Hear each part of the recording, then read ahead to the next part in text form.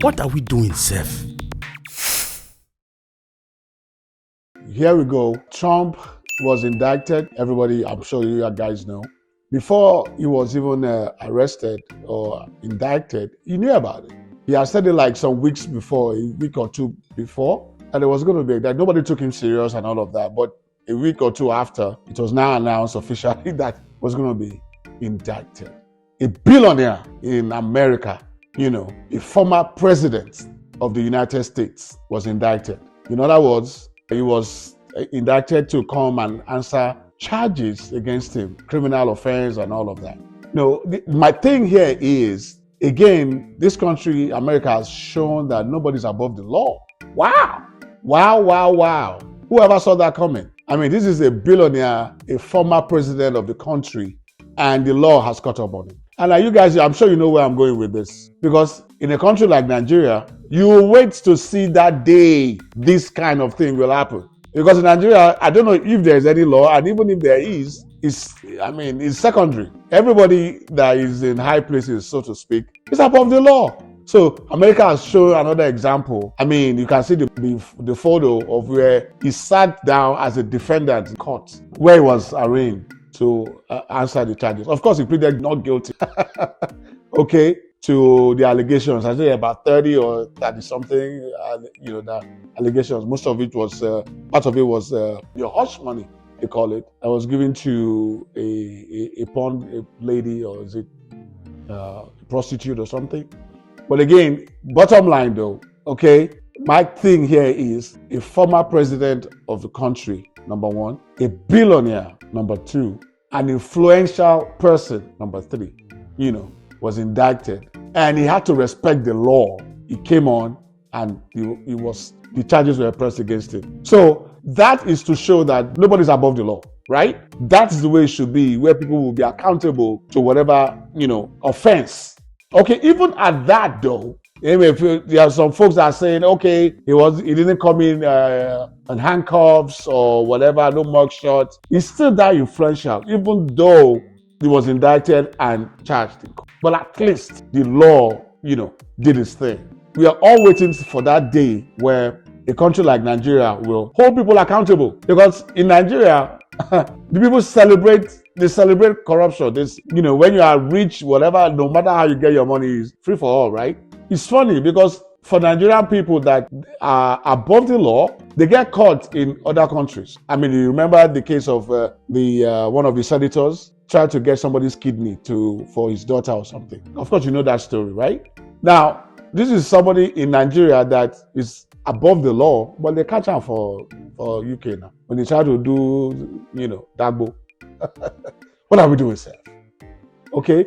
Or was it the former governor of Delta State that was caught in UK too for, is it money laundering or something? They can catch them outside because they humble themselves in another person's country. But in Nigeria, they are above the law. Why? You see that when it comes to Nigeria things, you can just do anything and go away with it. They even celebrate it. What are we doing, sir?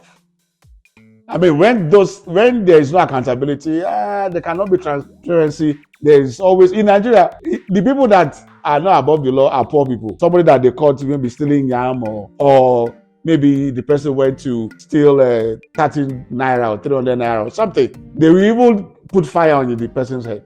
The poor people that have been structured to be poor because of what system is in place, they are the same people that will be put in jail and all of that. I'm not saying it doesn't happen here, even in developed countries, but at least with this example, it shows that nobody is actually above. The law can still catch up on you, whoever you are. What's the funny part? The Marjorie Green, one of the loyalists of Donald Trump, was comparing Trump to Jesus. Oh, Jesus too was arrested.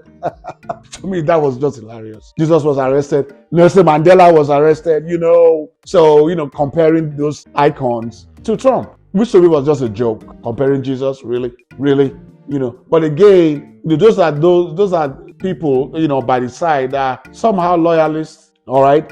Hype men or whatever you might call those kind of people. There are an element of them in Nigeria too, that even if the law wants to catch up with his or our guy, they are the ones that will hype it up and make sure that doesn't happen. but it's not working here, right? Regardless of whatever high person you are, the law will always catch up on you. So, I mean, it's just a reflection of the level of transparency, the level of accountability a country is to set that example. If that can happen to a billionaire, then, I mean, who are you? If that can happen to an ex-president of a country, a civilized country, one of the best countries in the world, then what's your own story now? What are we doing, sir? I mean, it says a lot. It carries a lot of weight. And I believe that until there is accountability, transparency in governance in a country to get to the next level, those things have to be in place, and then you can take it from there. Where the law is respected, all right, people are respected, then you also respect the law at the same time, because it's not a one-way traffic where you can just do things that you think can go away with it. No, there has to be accountability, even from your house, from your home. That will set a good example even to the younger generations, all right? So, hey, I'm saying it's a good thing, and I'm sure he's going to fight it, Trump, of course. You know, he has said not guilty, the lawyers are there, he has the best lawyers, they will do all of that, but at least it only shows that you cannot be above the law, all right? You can brag about it, you can do whatever you want to do with it. You know, even after he pleaded not guilty, he still went ahead to give, his typical self, which is part of, he's an influential personality, right?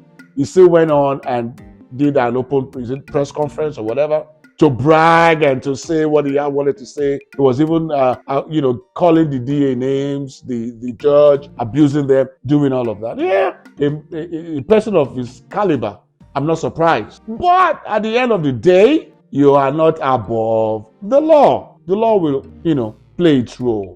All right. I'm waiting for that day that Nigeria will be like that. That will put everybody on the edge. You make sure you respect yourself in as much as you also respect the law of the land. All right? Well, awesome. Well, that's a good example. Do you have anyone? Let me know in your comments, and maybe we can share it in whatever country you are watching this from, in Africa, in the Caribbean.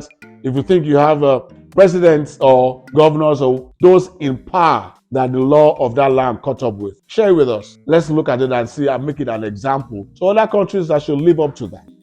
That will show a lot of respect, to one another, to the citizens. And you can be whoever you want to be in the country, but always make sure that you don't go, beyond what the law is demanding of you. All right? Well, always remember, do unto others what you want others to do unto you. Hey, we'll talk again. And before we go, hey, don't forget to subscribe if you haven't. Please do. And kindly share the content as you enjoy it. Please do share. It's always nice to share. All right. Drop comments and give a thumbs up. That would be awesome. Well, I appreciate your time, and we'll talk again soon. Till next time. Bye-bye, folks.